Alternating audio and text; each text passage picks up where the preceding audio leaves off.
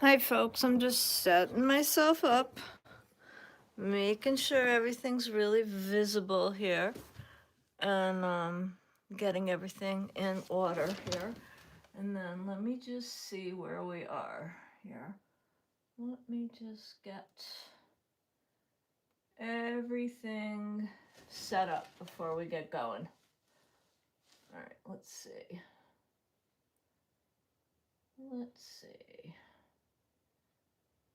I want to get on this live so I can look at, hold on a second here.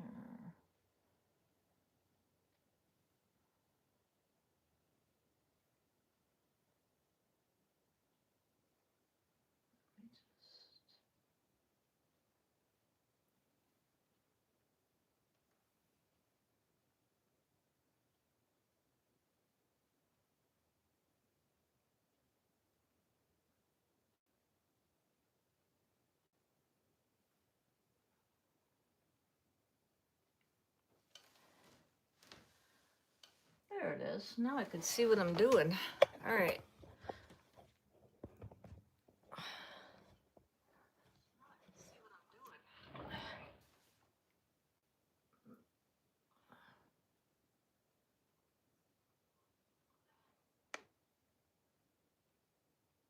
There we are.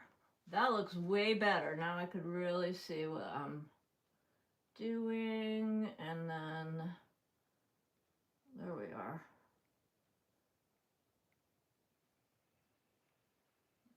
Okay.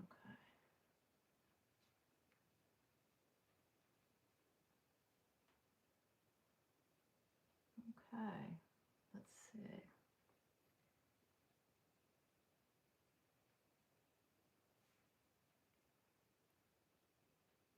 Okay. So now I'm just going to get everything set up here and get myself all ready, as I do. Because you know it always takes me a minute. Okay, so let me grab a few things. But I have everything ready, so it's not going to take a minute. Okay, here we go. Got my little thing here.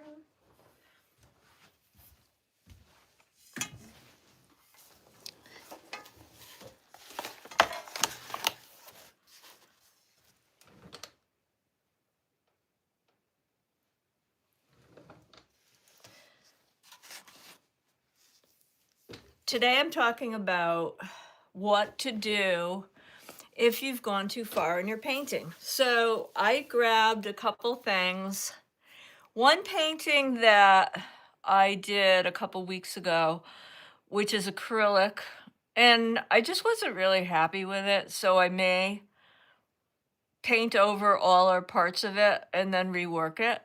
And then I have a watercolor here that I want to, it was a little watercolor, a very small one, and I thought I would kind of, there's things about it that are, because it was one I made for a short, it's not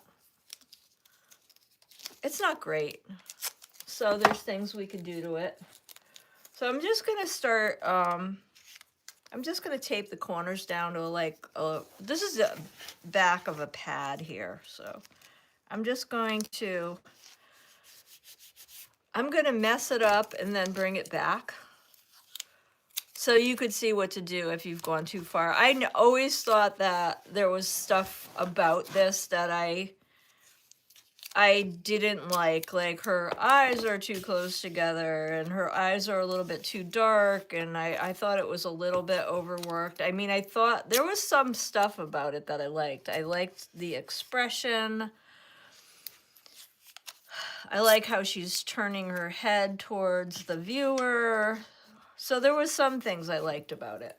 Okay, but I don't know, there was some things I really felt like could have been improved, right? So let me see if I can get on.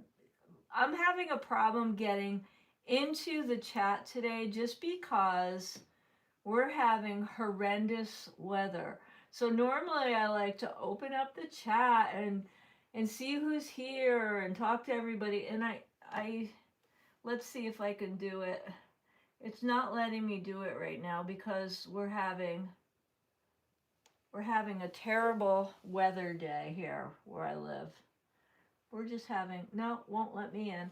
Okay, so anyway, I will try again in a little while, but I can see that there's people in my chat, so I know that you guys are there. So I'm going to just keep talking and painting and pretend that I can get on. In a little while, we'll go in and talk. So right now, so I have two things, an acrylic and a watercolor that we're going to be working on. This one, I'm going to go into it a little bit more with the watercolor. It's already got issues because really we're supposed to have room for 5 eyes, even though her head's turned a little bit. So her eyes are too close together. They're a little too big. I don't know. There's things I like and things I don't like here. So, you know, and just because this is like a little study, I normally would just put something like this aside, but I want to show you what we do when, you know, there's things we love about a painting and things we don't like about a painting, or we've gone too far in our painting and we want to maybe not trash the whole thing, because it's really never too late to bring something back. Okay, so I'm gonna go in and maybe mess around with it just a little bit more, and then I'm gonna go over it, and then we're gonna fix it with oil pastel. Okay, I'm gonna put a ground over it, which is the gesso like I showed in my video from last week, and then we're gonna fix it up a little bit with gesso. But I think the other thing that I can do here is maybe add a background and stuff. This was made for a short, so sometimes I do like a really super quick study, and there are things I really do like the expression and all that stuff on this painting. So I'm going to go in and I'm going to just see if I can maybe, now I'm using gouache. So when you're using gouache, sometimes you can like really, gouache goes over itself more than watercolor will, because it's a little bit more opaque. So I'm painting over some of these areas. This is way too wet, really. It's more watery than I want it to be. The other thing I did was I left the pupils white instead of, you know, making them really dark. But yeah, gouache is very opaque, so you can sometimes really, you can really cover up stuff with it. Now I'm gonna try to go really dark in the pupils. That might be a mistake, who knows? I'm not sure. It looks a little bit better, but I really feel like I went a little bit, I made this a little too narrow and stuff. This is the darker side, I guess, of the face here. And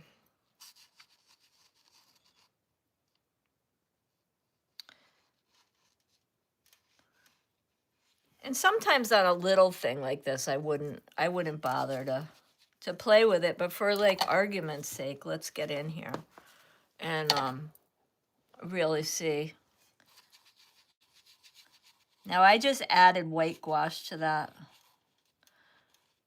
because I always like a little pink hue in my faces. Okay, that's not really helping at all. But I think what I can do is just go ahead and do what we talked about doing, which is to cover this with a white gouache.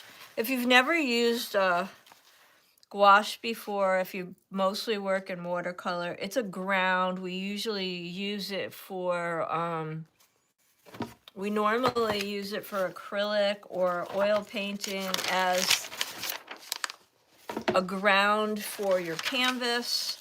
But in mixed media painting, we use it for different techniques. So you can use this to go over a painting, or it can be used, okay, I'm just gonna blob it out here. Now, it has a texture to it, so it creates like a tooth on the page. So this is watercolor paper, but it gives it like kind of almost like a chalky tooth. So it can be really good for like pastels and different kinds of media. I also use it a lot with charcoal.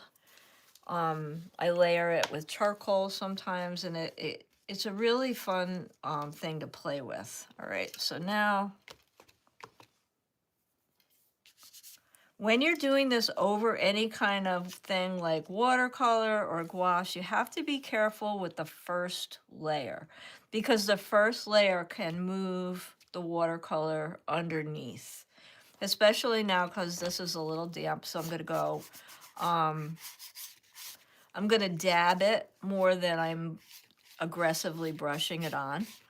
And when I'm spreading it out, I'm gonna try not to go back over the areas that already have gesso on them, just because I don't want to move the paint underneath. It dries really fast, way faster than it dries way faster than like regular acrylic paint or anything else, because it's like a primer. It's almost like primer, okay? And I'm avoiding the place I just painted, and I'm gonna do that last, because that's the place that's gonna wanna move the most, because I just did it. I'm gonna give it a minute to dry. And I'm gonna do the whole page even where it's white, because I'm gonna be putting oil pastel down, okay? Okay. And in a minute, I'm gonna check to see if my chat is up. But like I said, sometimes it won't come up on days that I have terrible weather. We're having a snowstorm where I live, which is not my favorite. I don't particularly like snow anymore. I've kind of a snow Scrooge, because I don't like having to deal with it. All right, so now I'm gonna go gentle over the place that's damp. But it's almost bone dry, like where I first started. And so now I can go back and make sure it's really gonna be dry, so I could start putting the pastel over it. Normally I would blow dry this, just because, and I did, if you watched the video, which I'm gonna link it in the description box below, just because you might want to see it if you haven't seen it, because I go through the whole process with a bigger piece, and that one I really wrecked that one. I kind of did it intentionally. I really, at this point, know when to stop, but boy, is it ever hard when you first start painting to know when to stop painting. It's one of the hardest things to learn. It's one of the, I want to say it's one of the last things you'll learn. Now, I have an extra box of white pastels here and an extra box of wax blending pastels, because I use a lot of those when I'm painting, because pastels are really, I'm using oil pastels today. I'm not using chalk. I'm using the oil pastels. I really love them. They're very creamy and rich, and they are really fun to use if you've never used them. I also have baby wipes out to keep my fingers clean, because I am going to be blending some of the colors with my fingers. I'm going to use a clean paper towel, and I'm just going to go over the top here because normally this I would blow dry. I just want to make sure the surface is dry before I start doing anything on top. Now, the gesso is dry, and I can see what I have underneath. And you probably can see it on the camera, I'm thinking that you can. And so I have kind of a template, but I don't have to be 100% true to that template. I can paint outside the lines. I can, color outside the lines. I can change things, but I have kind of the essence of the original painting sitting there. And I can see the things I liked about it, but it's kind of more veiled now and almost like a ghost of that. So now I can go ahead and, play around with it. It's like a softer version of what I had before. So I don't, now I can just go ahead and I can pick out the colors I want to work with and see what I want to do on this next version of it. Because now I can kind of rework the eyes and all that other stuff. And so I have the Caran d'Ache Neo Pastel, which are they're a really nice pastels. The other ones I really like that are also super rich and creamy and not super expensive are the Mungyo. And I have a video where I demo those and do like a product review on my channel. I can link in the description box. These are a little more pricey. I also have the Sennelier, which are the creme de la creme ones, but I love oil pastels. If you've never used them, I don't recommend buying the most expensive ones first because they're super creamy and super rich. And when you use them, they literally just, you could use half a pastel, a very expensive pastel on your first go. So what I do in general when I'm doing a pastel painting is I use the less expensive ones as a base. And then I finish the pastel painting with the very expensive ones. So you always want to start with, when you're first trying out a medium, you don't want to go for the most expensive ones, but you want to get some that are halfway decent so you can get a feel for the material. Okay, let's see. I'm just picking out some colors that we'll use on the face. And I'm not sure if I'm married to the black shirt, but we need some rich colors. And all right, so I'm gonna get in here so you can actually see what I'm thinking.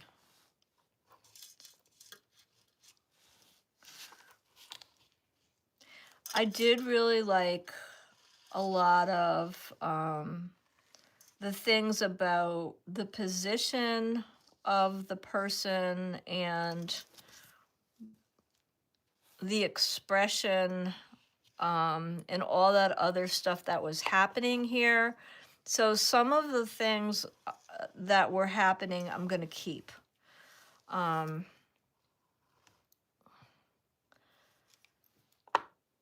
Again, this was a very quick study because it was a short, so I think I went really fast on the initial drawing. And now I think the main thing that I did that was really incorrect was that I did make those eyes way too big. And so I'm going to correct that.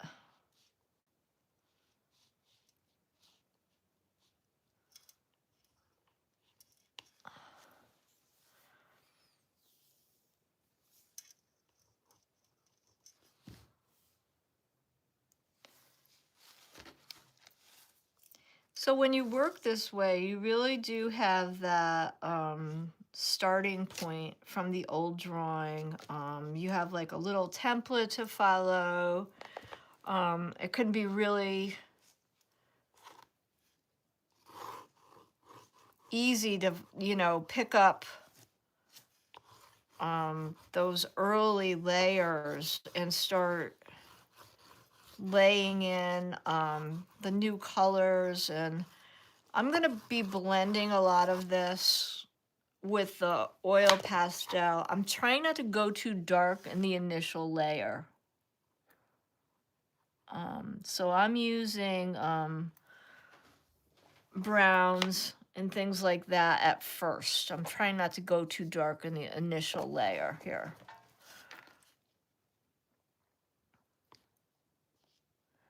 So oil pastels were originally created by Sennelier, which is like what I said before, like the very most expensive brand.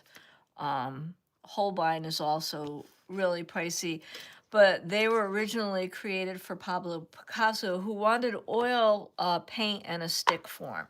So they're extremely expressive, and they're very, very creamy, and they're very painterly. They're considered a painting and not a drawing or a sketch, really. So you can be very expressive with them. They're really fun to work with. So if you haven't worked with them, or you've only worked with like the children's version, like you know, maybe craypas or something, those are a little bit more crumbly and they're not quite the same. It's a whole different thing when you use the better quality ones, and they're really fun to work with. So I really can't, you really can't compare the two. So here I'm going to just lay in some colors that I want to work with on this side of the face, which is a little bit of a darker side of the face. And I like to blend a little bit with the white. So I'm putting in some of the whiter or lighter areas. And then I'm going to just finger blend these colors, because sometimes it's the easiest way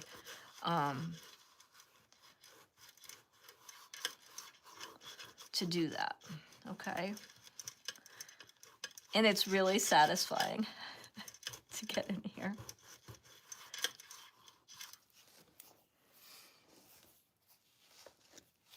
You'll want to do it watching me do it. You're going to go, oh, I wish I had those.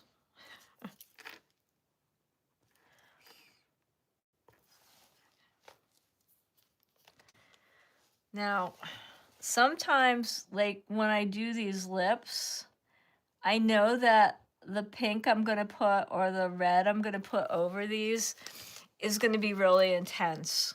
So I put the white down first, because I know that when I add that, if I put the red down first, it would be too intense. And I'm just going to add a little bit, and then I'm going to blend it. Because if I don't, it's going to be way too intense. So there are tools. There's tortillon and other things that you can use to blend these. Actual like drawing tools that you can use. I sometimes prefer to use my fingers. It's kind of a more intimate way to get in and work with them. But there certainly are tools that you can use instead, drawing tools.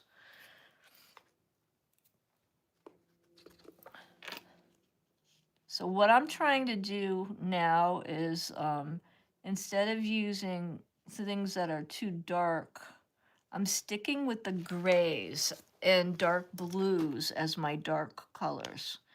Because the other thing I thought, now I'm using a very dark blue gray, like a Payne's gray here instead of black. Because the other thing I felt about the watercolor version of this was that I had gotten so dark around the eyes. And so now I'm going for a darker, a blue-gray in those dark areas. And I'm softening the line with my finger. If I feel like my finger's getting really dirty and I don't want to smudge my color, I'm going back in with the baby wipe. Baby wipes are really indispensable in the studio because they really help clean up any kind of messy areas. Okay, so I already put in a lot of cadmium yellow in her hair, and now I'm coming back in to do some dark areas there with the yellow ochre, because she had some blonde hair. But even when you have like a light hair, you're gonna want to have some dark values, especially around the hairline. And it's important to include dark values as well as highlights in your hair color. I usually even have some very dark values in my hair. So I'm gonna just blend some of this so it starts to look more natural.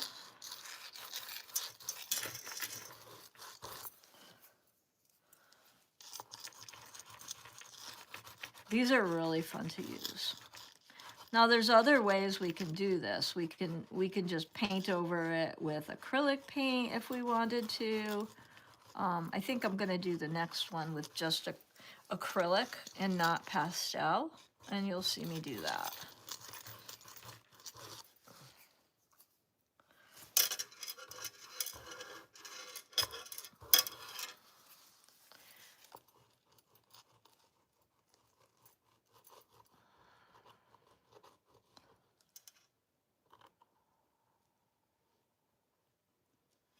Okay.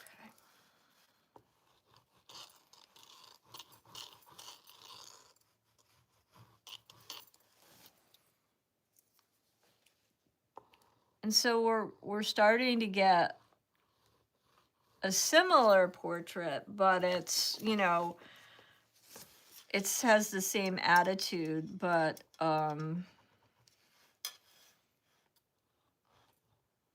it's softer than the one I had before.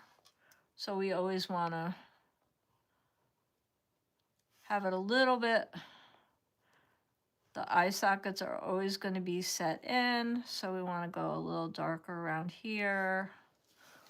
I haven't done anything to this cheek at all. So I kind of like to go back and forth a little bit with these things, because then I can do each section with a little bit of fresh eyes. This is the white. Now I'm going to blend with the white.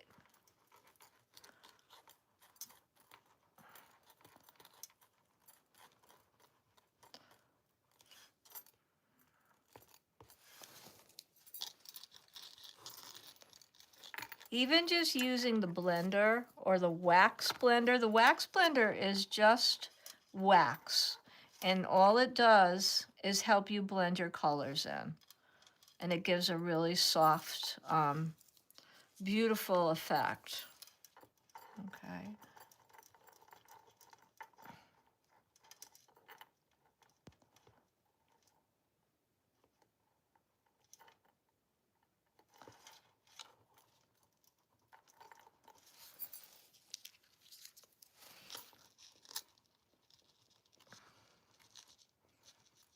Because sometimes you don't want to dilute the color, and so the wax just will help blend it into your other colors.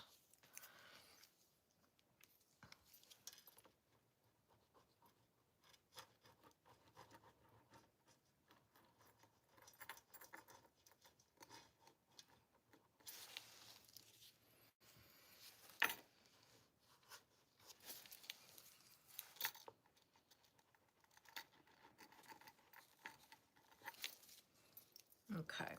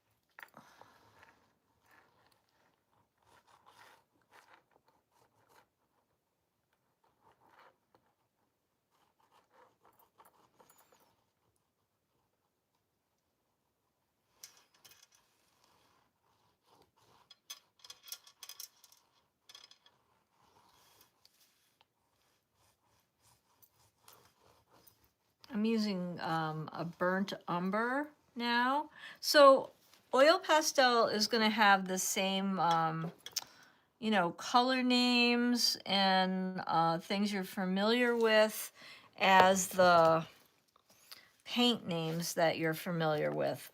So pretty much like all your colors in acrylic and oil and watercolor and gouache, they have pretty consistent color names. So you'll get familiar with those the longer you're painting.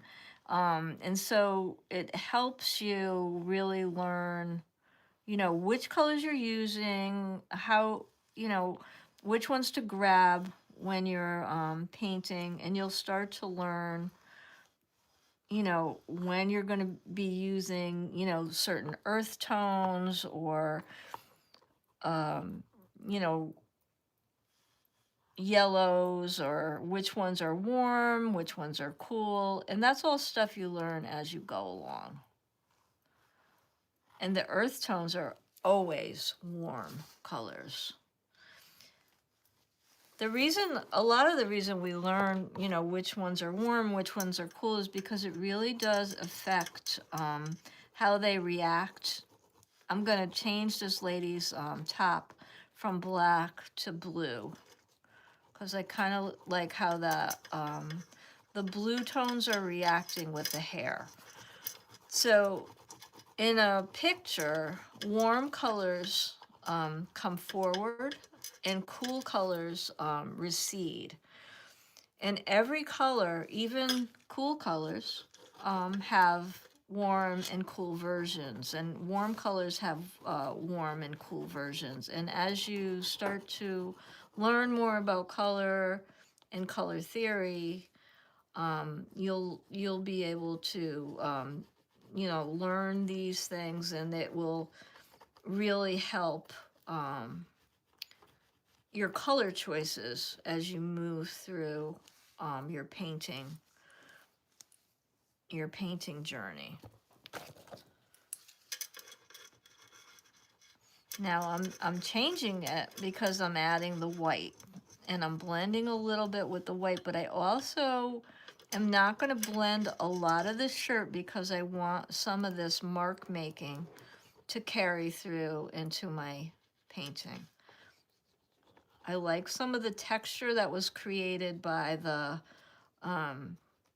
gesso, and also by the way I put the marks down on the paper. So I'm going to leave some of it so it kind of looks like a sweater, and I really like the way that looks.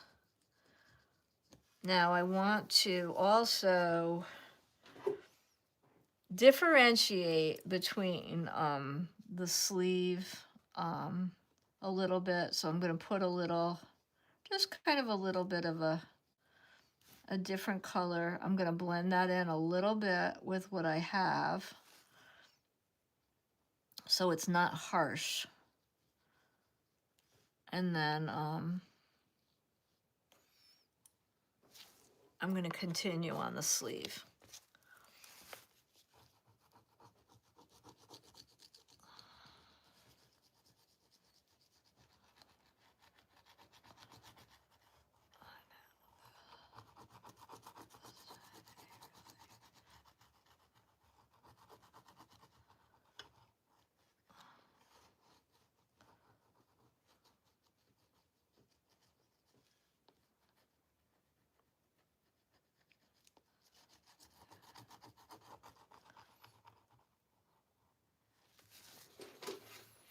Okay.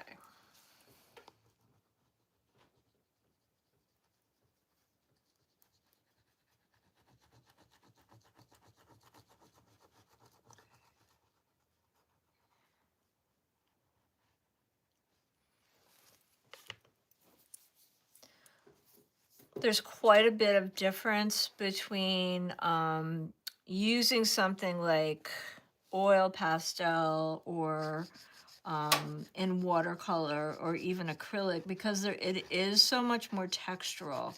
I'm putting down a base of that rosy color here, and then I'm going to go over it with a lighter beige, and then I'm going to put a little bit, I'm going to pick up my tape so I can get her whole arm here, and then I'm gonna put down just a little bit of the white. Well, actually I'm using just a wax blender because I don't really wanna, I actually don't wanna dilute the arm very much. I just wanna do that. And then I'm gonna cover it back up because sometimes when you wet the paper, it just kind of makes it, a little bit too much. Now I want the center of her neck to be a little bit lighter, but I felt like it was too harsh. So I went back in and I put just a little bit of that color over the white, and it's still lighter, but it's a softer value. And I see some places up here where I feel like it's a little harsh. Now, oil pastel will never completely, it's never going to completely set. So when you're using oil pastel, you have to use something like a fixative. And so Sennelier makes a beautiful oil pastel fixative, which I use on all my paintings. And it's really great. You just, you spray it on when you're done, and then you would, these are normally framed under glass so that it doesn't move again. But I've even done them in sketchbooks. If you spray them, they don't move. I usually let them sit for about a week before I do it though, because they do set a little bit. Now I'm doing a background here with a light lavender color or violet. And the reason I chose it is because there is so much yellow in this, and yellow and violet are complementary colors, and I wanted just a little pop of the complement, because it just kind of creates a dynamic color palette. So you can always, and that's one of my favorite color palettes. So complementary colors, you will always know which one it is, because if you have something like yellow that is so predominant in a painting, you just think about the primary colors. So if you have red, blue, and yellow, and you have a lot of yellow, you think, what are the two colors that are left over? Those would be blue and red. And then you say, oh, okay, so if we mix blue and red, what do we have? You have lavender, violet, purple, right? So that is your complementary color. So you could, this is a little bit of a red violet. It's more to the red. So it's a warm violet. Okay. Now, if I want, I think what I'd like to do here is use the wax blender and just kind of smooth it out a little bit. And you could buy the wax blenders in singly. And so that's what I usually do. I buy, maybe 3 or 4 of them at a time.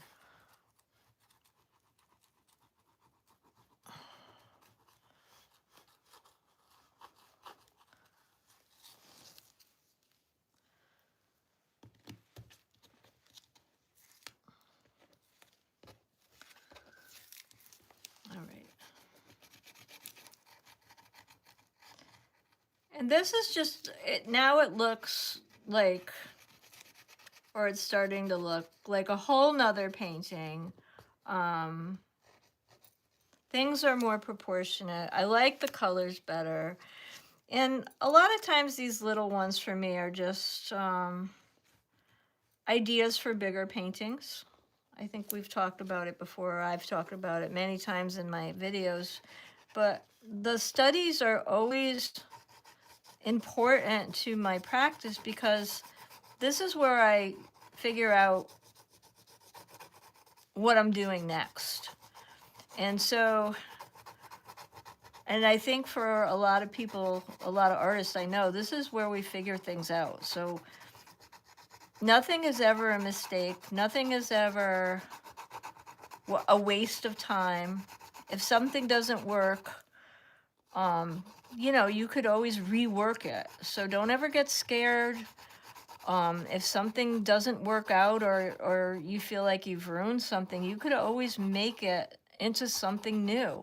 So, you know, gesso is your friend, mixed media is your friend. You could always go in with another medium and, you know, rework something or try again, because the only way you'll ever know how to fix things or change things or improve things is if you go back in and try again.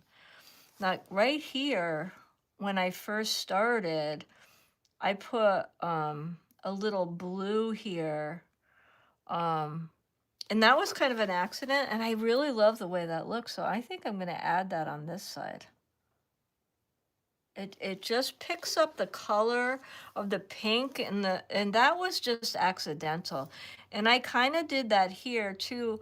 And a lot of times, because just like I was saying, like the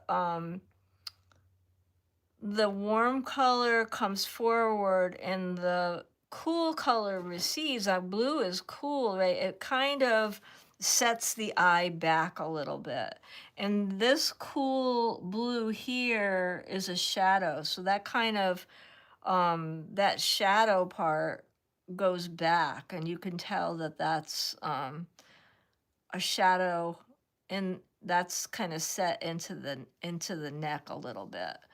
And it just brings so much depth into your value places if you add a little bit of color, because shadows aren't always black. They're a dark version of a color. So if you can get into the habit of thinking about your shadow places as a dark color rather than a black or a gray, you'll start to get more interesting shadows. I often even add them into the dark places where you won't expect to see them, okay? So I think I'm going to leave this one here, and then I'm going to look at the acrylic painting. Let me just put these away, and then I'm going to check to see if I can get on the chat. I need to wash my hand on my baby wipe because my hands got really sticky and gross. But yeah, I'm going to put this guy aside, and then I'm going to come over here and see who's here. And let me see if I can get in. I don't know if I can. Oh, I see some people. Hi. Hi, guys.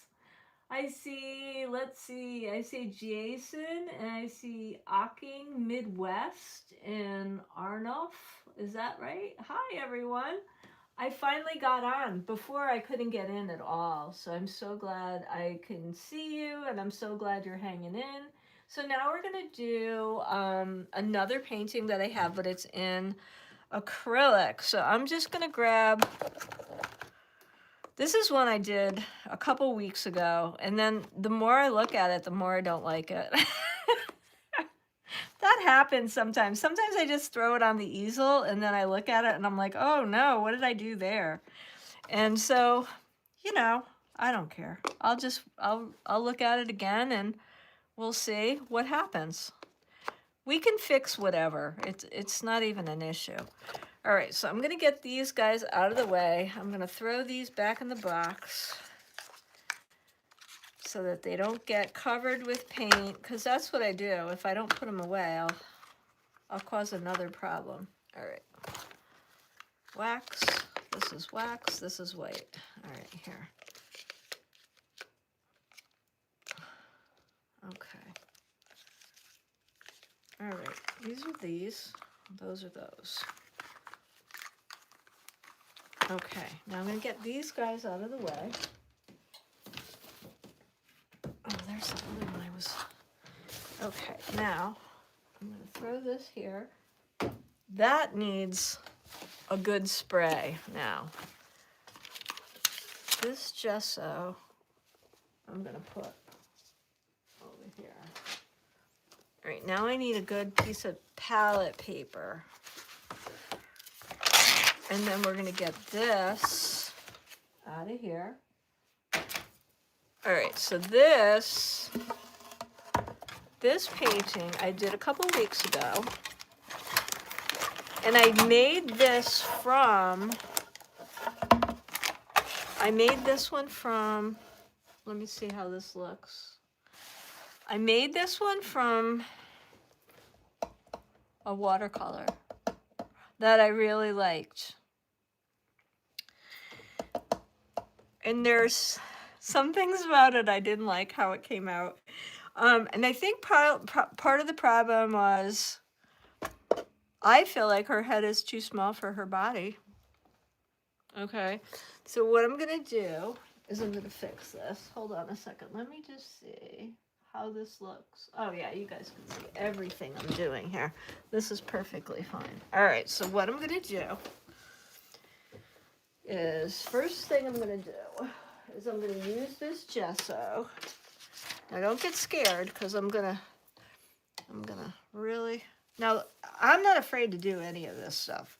And I don't want you to be afraid when you have to do it either. So this is what I'm doing, okay? I'm just gonna go right over her head. Her head is too small for her body, but I love some of the stuff that's happening here. Like I love the shirt and I love the bird. I wish I could find the original. I kind of came out here and started looking around, and I'm still kind of, well, a couple things have happened.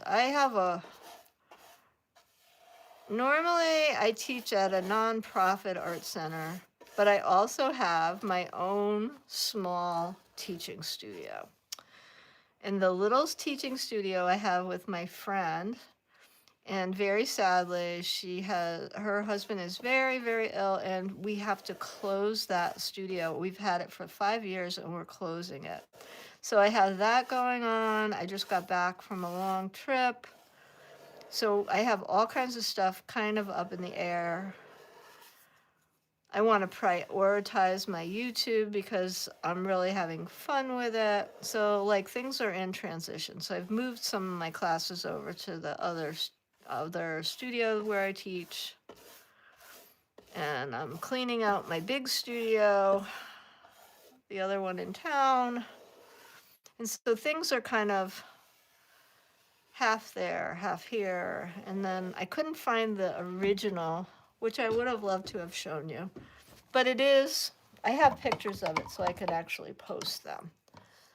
I can do some of that tomorrow. But anyway, I don't ever want you to be afraid to like do this kind of thing. Because even though I just covered her whole face, I do this all the time. Now this is a wooden panel, and I love these. These are cradled wooden panels.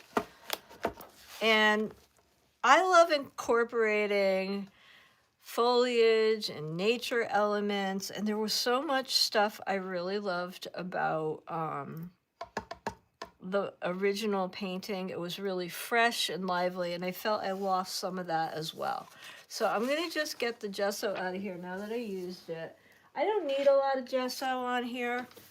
And now I have to, the other thing I have to do is kind of remember what I used, but I think I know what colors I used. I used this. This looks like processed magenta, so I'm guessing. And then, oh my goodness, I'm not sure. I don't know if I mixed that from, I don't know that I mixed that skin tone from scratch, or I don't think that I did. It sure doesn't look like I did. I may have, and I'll show you another way to do it. Because last week I showed how to mix all the skin tones in last week's live stream, I showed how to mix skin tones right from the primaries, black and white. So today I'm going to use, which I think I did in this one, I'm going to use unbleached titanium, and I'm going to use some other colors. And then that is definitely yellow ochre. And it is, maybe it's raw sienna. And it's light magenta. Once you start painting, you can just look at even the mixtures, and you can tell what colors are in it. You know, it gets really easy. And that's lemon yellow, cadmium yellow, cadmium lemon, excuse me. And then I think maybe it's something a little bit warmer, like cadmium yellow light, or cadmium, let me see what else I have in here. This might be, no, let's see. Oh, it has one more warm yellow in it, and I'm trying to figure out which one it is. Cadmium yellow medium is probably what it has. Yes. Okay, so that's what we're going to do. I'm going to squish a little of all of these things out. Now, when I use paint, because this is the other thing I love to talk about. Can you tell I like to talk? It's a non-stop talking thing with me. It's like you guys are in the room. It's like you're right here. Hi. More people are here. It's so nice. I love it. Hi, Night Plush. Hello. How are you? Are you freaking out because I painted over my whole painting? Okay, so the other thing I like to talk about is that if you notice, I don't put a lot of paint out when I'm painting with my acrylics, and that's because I'm using really good paint. Now, if you're using student grade paint and that's what you already have at home, continue to use it until you run out, and then buy the best paint you can afford to buy, because you'll actually save money when you start buying professional grade paint, because you don't need as much. And I do talk to my students about this all the time. When you're using student grade paint, the pigment load isn't the same, and you're going to need a lot more to cover. And you just use far less paint when you're using really good quality paint. And if all you have or all you can afford right now is the student grade, that's fine. But once you upgrade your paint, you'll find that you use... Actually, my problem is that I don't use my paint up fast enough, and sometimes it dries out before I finish a tube, because I use so little when I'm painting, because it literally, you don't need very much while you're painting. You use so little of it because it goes so far. Okay. All right, let's see. This is light magenta. Yep, that's light magenta. Then I got, okay, so I have my titanium. Then I have, this is my titanium white. Now, titanium white, I make a lot of tints, which is why I have the ginormous size. Everybody laughs at my big white. Okay, I don't need any black. I don't think I used any black in this, except for maybe a little bit in the bird. I made some tints. This is my yellow. I couldn't find my, I know I have a brand new tube of yellow ochre, and I could not find it. So before, I have a brand new tube of it. I'm not going to worry about it because I have this. I use mostly Liquitex Golden and Winsor Newton paint. That's what I use. And then, since I can't find raw sienna, I am just going to add a little bit of burnt umber into my think I'll add a little bit of burnt umber into my yellow ochre, and that will create a facsimile. Okay, so now what I do is I squish in my, I'm gonna squish my matte medium in there. Okay, so now I'm not gonna worry about a darn thing, and I'm gonna start to paint here. Or not. They're like, what is she doing? Why is she making such a mess? All right, so I don't want this gesso. All right, so normally I would blow dry this, but it's gonna be too loud. I'm gonna make sure this is dry. Yeah, that's all. I'm just gonna go over it a little bit. There it is. Okay, that's dry enough for me. All right, so now I have to improve a few things here. I'm just gonna grab, I think, a pencil. And then, now I know this face is, I felt like it was too small.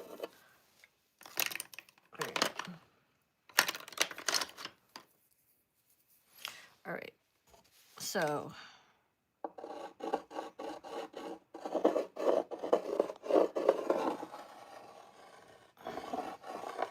I just think in general her face was, it was too narrow, it was a little too everything, you know. So I just have to reshape it.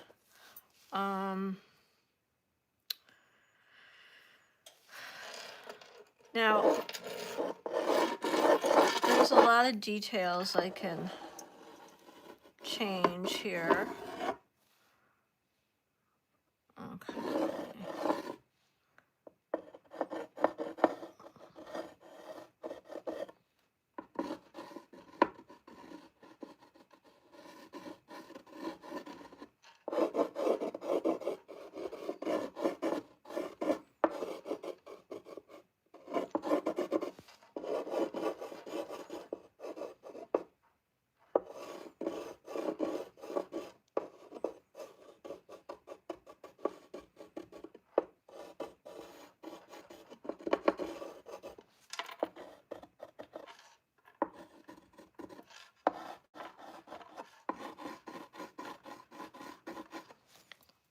Okay. All right. We're just gonna get some marks down here so that we know what we're doing. All right. Let's just. All right. So the matte medium, it just helps the flow of the paint. I'm gonna get some stuff going, and I'm gonna get some.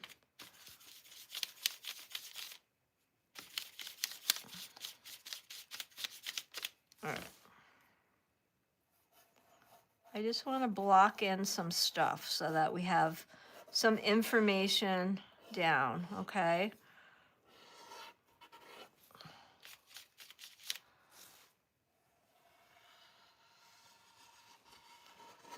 And so when you're blocking in, nothing needs to be perfect, okay? You're just going to get information down. You want to know where all the new stuff is going. Doesn't have to be perfect. This is acrylic. Acrylic, like, it's, I just love acrylic for beginners, especially, and people learning to paint, because you can fix it so easily. So much easier than like watercolor or gouache, because watercolor or gouache is so much harder to fix, I think. I mean, I literally had to, you know, abandon the watercolor, you know, to fix the mistakes. Where here, we're just gonna keep painting onto the existing painting. We're just moving things around. We're making new decisions on the old painting here. I decided I didn't like where some of that stuff was oriented, and now I'm making new decisions about where I want to put everything. And I think now her face is more proportionate to everything else. So now her neck is going to have to move over because now her neck's too skinny. And we always have to remember that our necks are way bigger, right, than we think they are, because they have to support like this giant, our heads are big. Our heads are pretty big because, and we're not going to worry about the fact that it no longer matches the outfit, because we could fix that with whatever, hair or whatever. So I'm not going to worry about that. Let's see. I still, hold on. I still want to fix that eye. I still don't like where it is. Don't worry. Don't worry at all. Now I just took a little bit of titanium white and I just, because I still think that needs to come over a little bit. I'm making sure it's dry before I put another one in. Okay, yeah. Okay. I like that better. Now, if you're not painting with medium, the reason we do is because it will degrade your paint if you do not. Now, matte medium and gloss medium are pretty much essentially the same composition as your paint, except they don't have pigment, okay? So they're really designed to be used with the acrylic paint. So we wash our brushes with water, but then you dry them off and you mix, blend, etc. with the medium, and that's how you use acrylic paint. It's not really intended to be, you know, blended with water, okay? Yeah, see, I had her head like so much smaller. Her head was, I mean, the top was right, but I don't know what I was thinking. I don't know. Sometimes, you know, everybody gets stuff wrong. I don't know what I was thinking at all. Okay, so this is going to work way better. All right, so now what I'm going to do is I'm going to mix up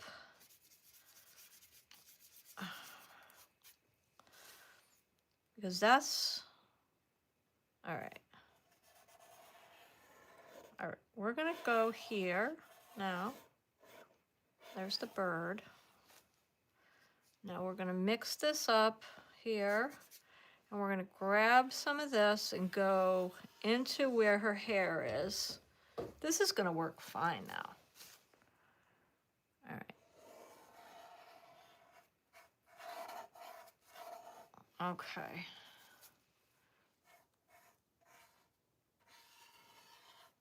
Okay. Now I'm going to do a little bit of a change up with her hair, I think, so that we can, yeah. Maybe her hair will have a little bit more of a swish to it now, because we're going to need to do something, because we need to cover up some of this stuff that we did, that we changed, and that's okay. It's fun to play with their hairstyles. Okay, that's going to be good. Okay.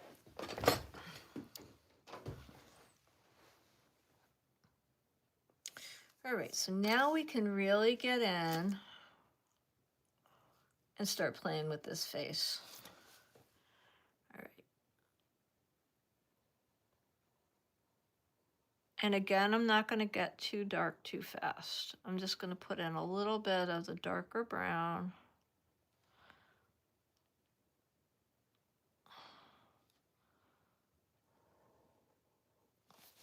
Okay.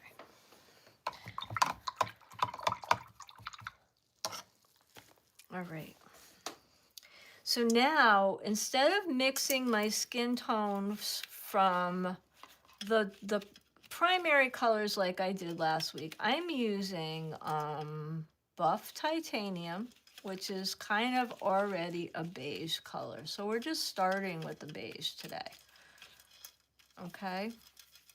It's already kind of a skin tone. If you were going to make a darker skinned person, you would just continue to add some blues, some pinks. We're always going to add pink because everybody has that. You can add some pink undertones to it. You could add some darker tones. Like I already have this burnt umber here, so we're going to need to make some of those darker skin tones.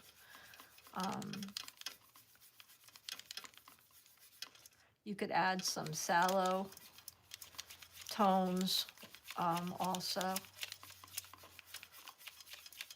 Because our skin color is not just like a neutral beige. It has a lot of pink in it, or we have a lot of rosiness in our cheeks, and everybody's skin color is, a little bit different.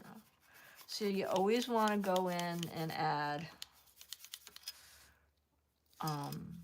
some really light values. So you want to have a variety. So that's the same, it's the same story as what I did last week, where I'm mixing really light values. I'm mixing some darker values because we have to have shadow places. And you want to, you have to have those dark values, light values.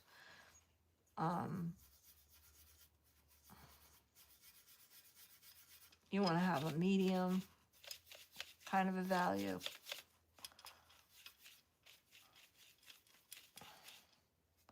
And I'm adding matte medium to all of it to mix it so it blends really nicely when we put it on the canvas. And this is a board. I'm using I like wooden, these cradled panels. This is a birch panel that I'm painting on today. I really like working on these. These are so nice. Okay, so right now, I'm gonna add a little bit more of the lightest value because I like going in with the lightest values first, okay? So I'm gonna hit all the places that are light. I'm gonna go into like the cheeks. The chin is generally, our chin usually gets a lot of light, okay? The tip of the nose, very, it's usually one of the lightest values is here. And if I end up like covering some of my lines, that's okay. It's not a problem. The forehead gets a lot of light. It might get more dark values around the hairline and stuff, but we want to get those in. Going down the center of the nose, we get a lot of light. And I'm putting kind of a lot. I'm using the matte medium here.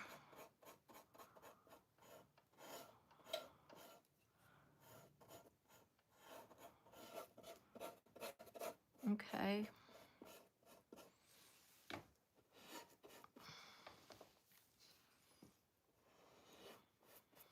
All right. So now I'm going to get into some of these medium kind of values, and I'm going to add in some of these rosier tones here. And some of this stuff that I just put down is still wet, okay?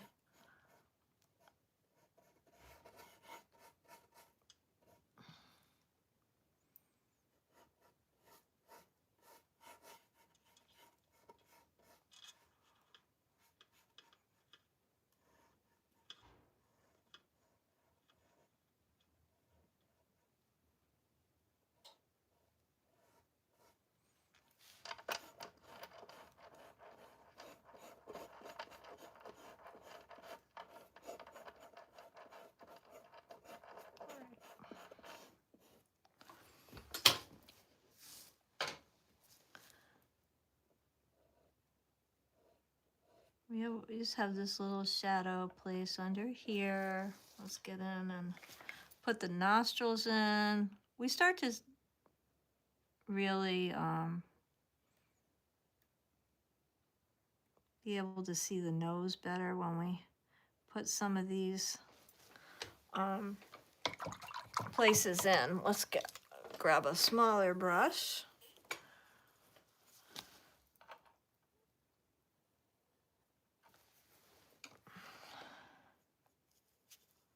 Okay.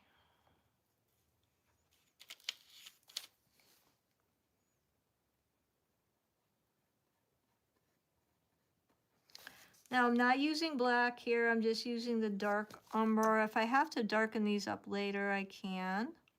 And I want to leave just a little highlight.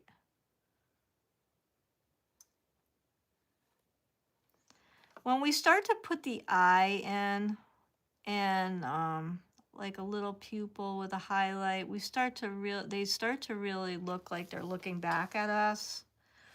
And that's, you know, kind of when you start to see a personality coming through.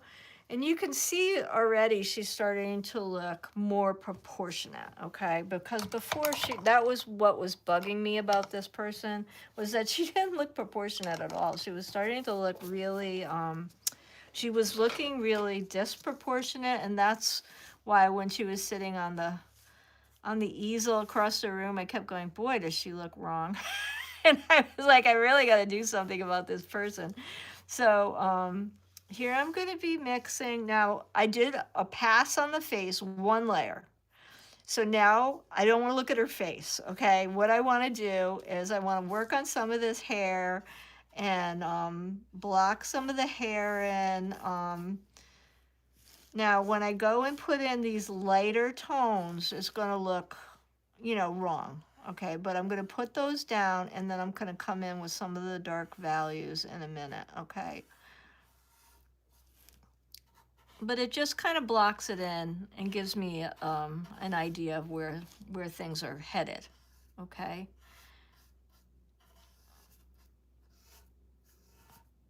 Now I'm combining the hair from before with the hair that we just kind of created some of these new places, right? So now we're covering up some places that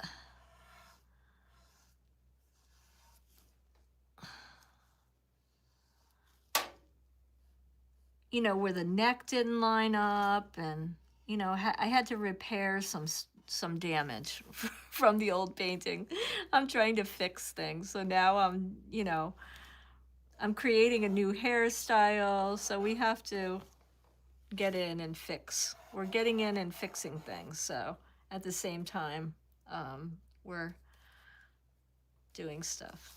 So, but this is, I mean, I really enjoy this kind of process, because you know, it's just another part of painting.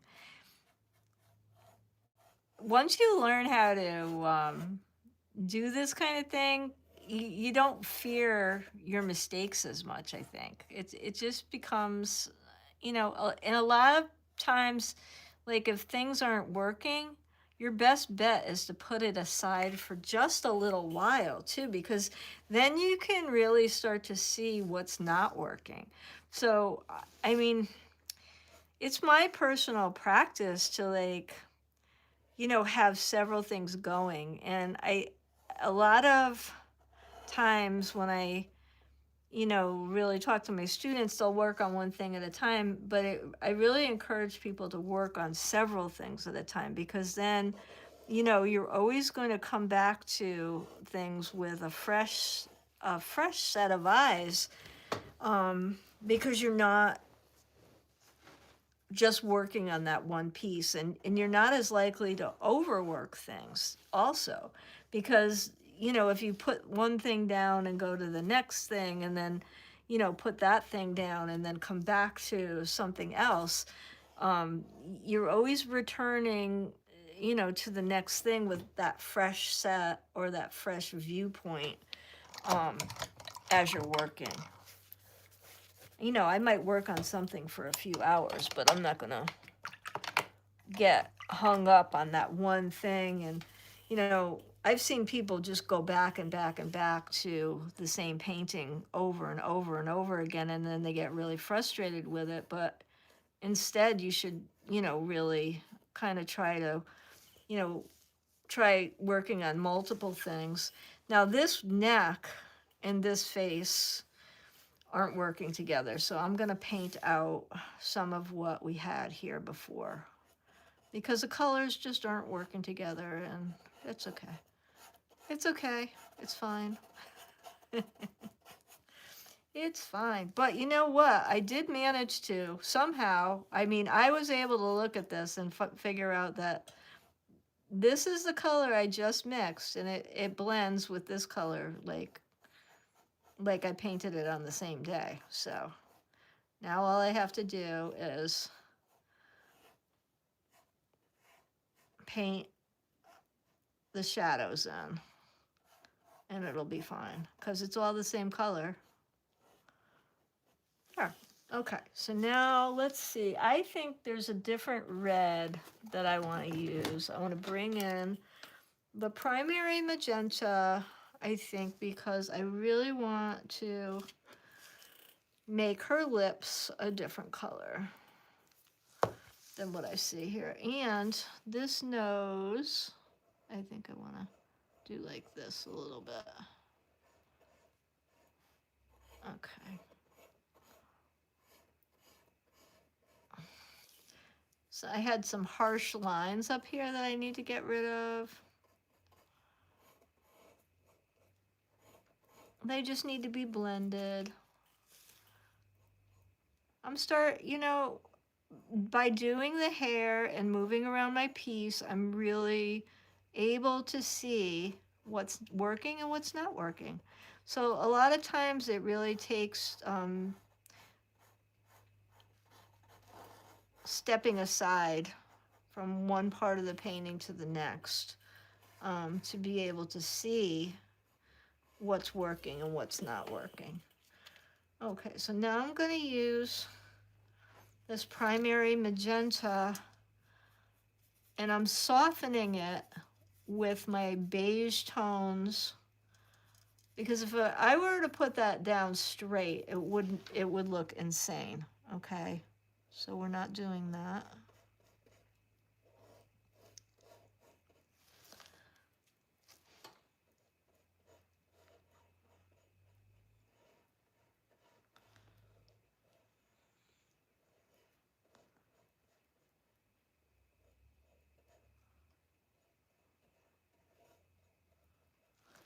I'm gonna grab, if I can find it. I'm looking for, rather than using black in this painting, I'm gonna grab Payne's Gray, which is a very dark, it's not a neutral gray, it's a cool, almost black, it is an almost black, cool gray. Now, because my hands are shut, I have a special paint opening pliers that I use. My hands are not happy sometimes. All right, so it looks black when it comes out, but when you start diluting that with water, it is very, very cool, almost blue gray. And it's really a nice way to do your darks sometimes, because you're not putting down flat black, which can flatten out your paintings. I love Payne's Gray for this. And you can get really rich darks, cool darks. And I'm gonna start putting in some of my dark values with this right now. And I need to have a little bit of a dark value. You could actually see it if I thin it out with the matte medium. It's really a beautiful, it's like a beautiful blue rather than a black. And that's exactly what I need for my center line on the lips. Okay. I can use it inside the nose. I can use it in a lot of these places where I need a dark value.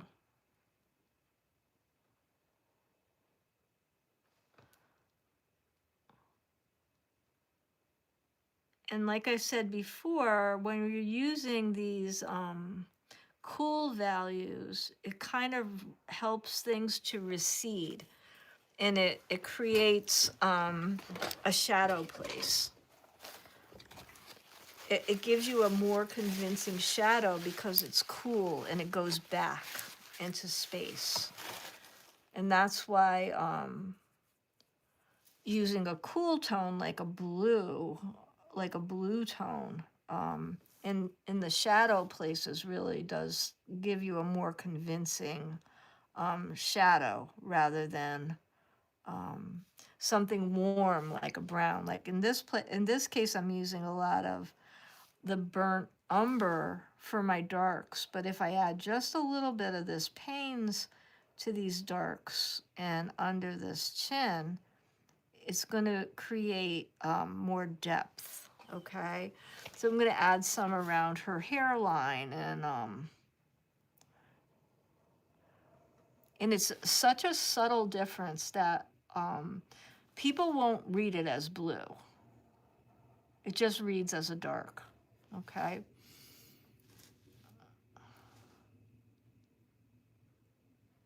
And I'm really diluting it with the matte medium. So nobody's going to say, "Oh, she's got blue in her hair." It doesn't read that way.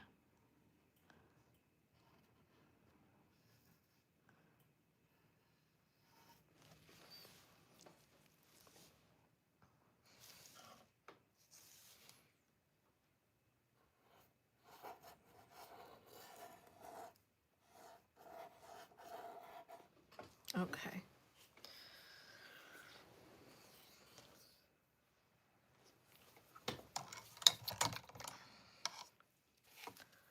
Okay. So let's see. I'm much happier with her face at this point than I was before.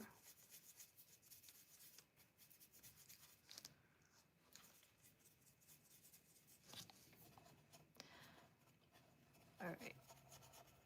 Now our forehead.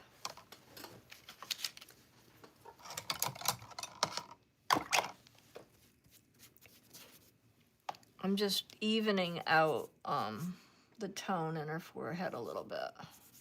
I'm doing that with the matte medium. I used a little bit of the same tone I had in her lips, which is a little bit of a cooler red than the magenta that I used originally.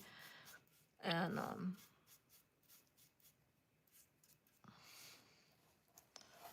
I'm just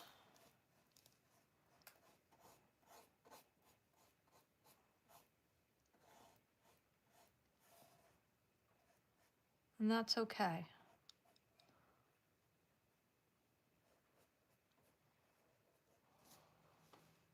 I'm softening some of these lines a little bit, interrupting some of the lines because I have a lot of hard lines here. And I'm trying to soften some of those up. So now I'm going to address some of this stuff because remember we just did a big circle here. So now I'm going to do some of that because originally I just had kind of a really simple background here. So now I'm going to add in, this is permanent green, I'm sure. And I'm just, because I already have a bunch of yellow on here, I'm going to just play with that color until I get some more. Hi, everybody. You guys are so cool to hang out with me while I paint. Let's see. All right, so this is permanent green, which is, I know this is what I use to mix this color. I could just tell by looking at it, okay? So that's what I know. Now I'm adding in a little bit of lemon, cadmium lemon, but I might also need cadmium yellow. And there we go. Okay, cadmium lemon, cadmium yellow, and permanent green here. That's what I used to make that green. Okay, so now thinking I may do a little something different with some plants. I really do love really coming in with foliage and things in my paintings. I really enjoy that. I really like the way it looks. I'm kind of being a little bolder this time with the shapes. It was kind of a little bit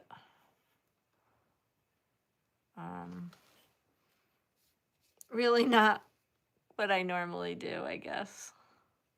I think I did it. I may have done this whole painting on, I think it was like either, it might have been on a live stream that I did this painting. I think I was talking about how to take a simple watercolor and turn it into like a more finished painting. That might have been why I didn't really paint it the way I would have normally done it. And that might be why, you know, I wasn't looking at it the way I normally would have. I don't know. I could have just been off. But this is,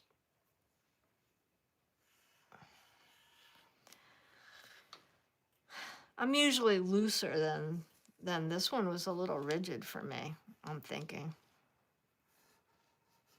I'm not usually so rigid. And all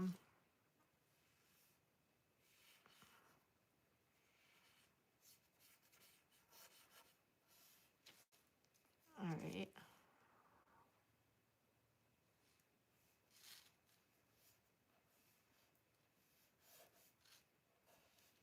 So I just changed all that because I think that is more in keeping with the way I normally would paint it. And now we're going to just change this a little bit, I think. Or maybe I'll do this instead. Hold on.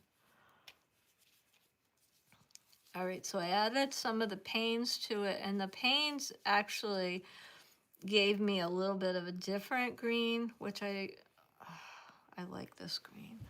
All right, so now we're going to come in and let's see. See if we can do some of these leaves.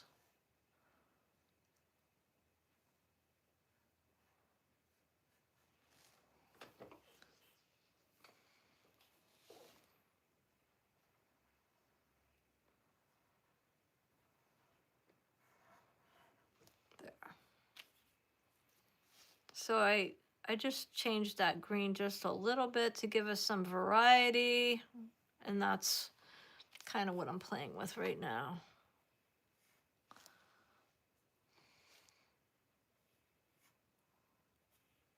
Now I'm dipping straight into the panes, and I kind of like that too. Because the other one wasn't.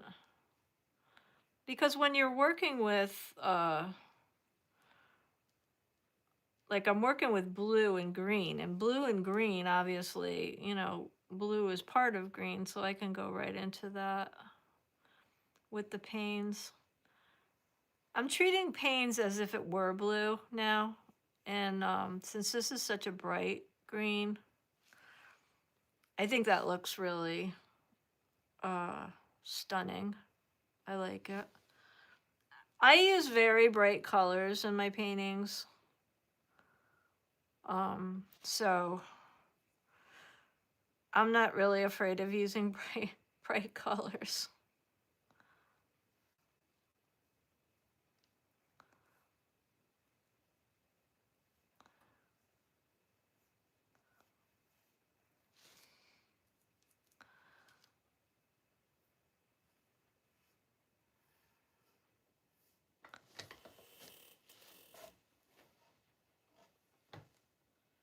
Now it makes me want to redo the bird because the bird isn't bright enough for this. I'll have to do that later though. I'm not going to do that today.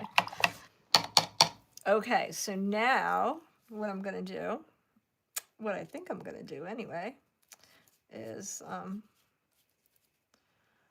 this. I think that might actually be that color. All right, so I'm going to do that. And I'm going to get in here like this. I knew that that was that color, so I'm just going to get in. It's slightly different, but I love that. Okay, so now I'm going to just do this. I'm going to just get around all this stuff. Now, don't be afraid to do this stuff. I mean, this green is so wet, I don't even care.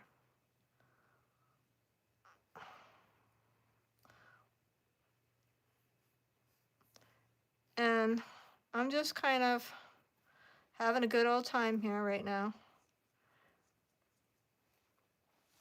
Because these are slightly different colors, I'm going to slap some of this in the background and just make marks so it integrates.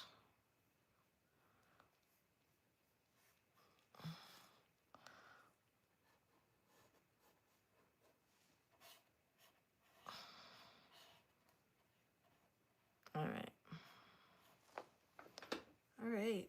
I kind of really like that though.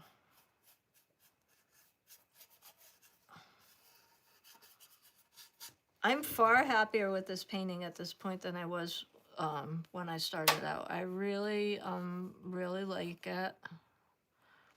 I love what I did to the foliage.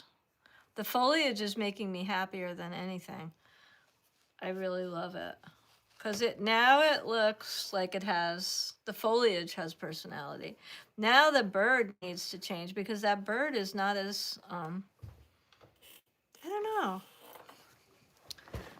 I love like the bird's breast, which I think is really fun. But I think this bird needs, I wonder what could do that bird right now. That bird needs more personality, I think. I don't know. What could we do to the bird? I wonder. Can you go? I don't know. I don't know. Just trying to think about, I'm going to have to think about the bird because I think the bird needs to change in order for him to be more integrated into this painting. All right. I don't want to not have the bird because I love the bird. But I think he needs to be a different, I think he might need to be like a blue-gray, like a gray bird rather than the color he is right now. Like a,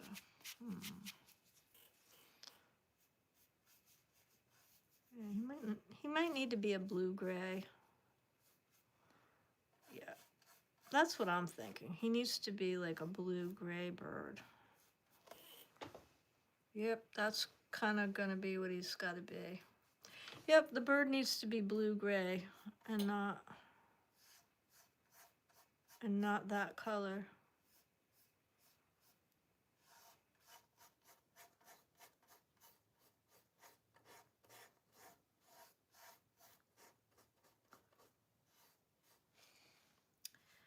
That's what it is. Sometimes, like redoing these paintings, you just have to look and see what's not working, right? And then you just keep picking at it until, yeah, that's gonna look better. Because some things don't work, other things do work.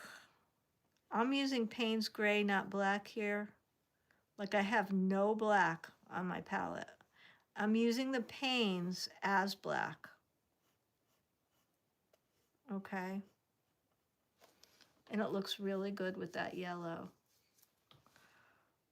All right.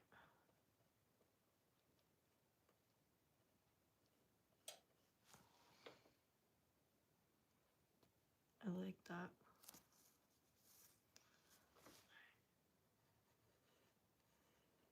if you try something that doesn't work, you just, either blow it dry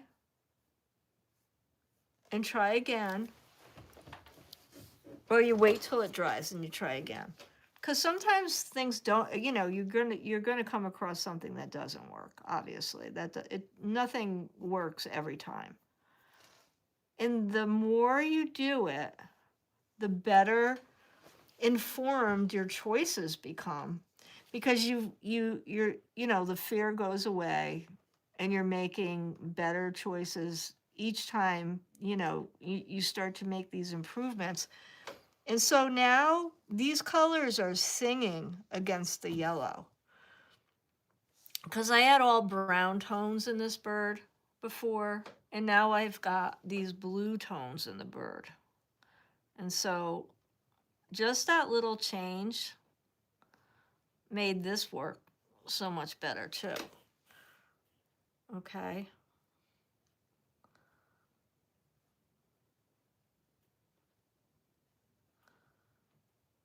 When people ask me what kind of birds are in my painting, I always go, they're pretend. They're pretend birds. So,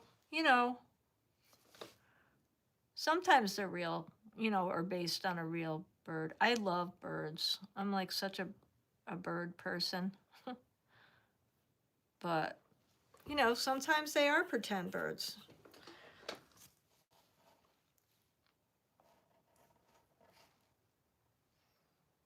Okay, I'm far happier with this painting now.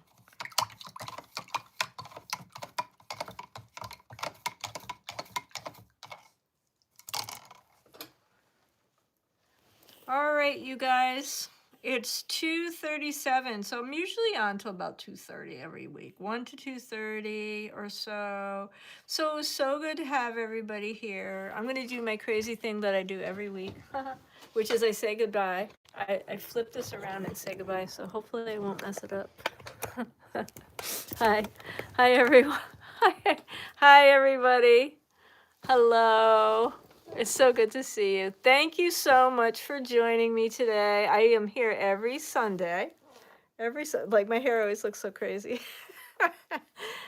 So anyway, I'm here every Sunday at 1, and I usually stay for about, I don't know, an hour and a half. Sometimes it's 2 hours. If I don't finish, I stay till 3.